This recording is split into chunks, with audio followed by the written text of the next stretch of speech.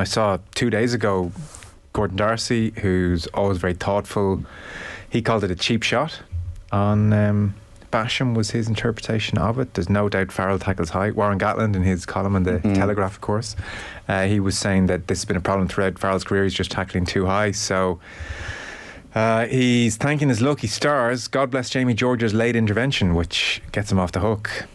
He's done very well there. I'm glad he's not out of the World Cup, I have to say. I think England are going to be crap enough as it is. I don't know if they need to be missing Owen Farrell, and we're talking about like players like Intermac missing out and stuff like that, but at the same time, it's not always a good look to be kind of rescinding, if getting rid of high tackles.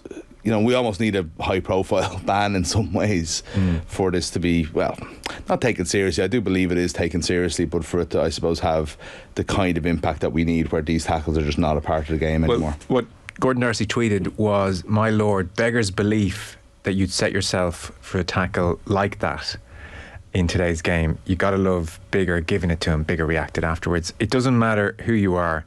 That was a cheap shot," was his sense of the tackle. It's amazing that I've watched the replays a lot there today, and I can actually see why the judiciary panel have come to the situation that they have, because I don't think when Basham is initially heading in that direction that Farrell is looking to tackle him in the way he ends up tackling him, but that nudge by Jamie George to shove Basham essentially into his direction, into his path, means that Farrell corrects in a way that basically sends him upwards and then into Basham. I don't think he's gone for an intentional high hit, and that's probably what saved him. And again, like Mick, it's for the World Cup's sake and for England's sake, it's probably better off that he is playing at the tournament. But you can see why people on the other side of the coin, particularly actually when you get to the Tonga story that I have in a moment, will be pretty aggrieved.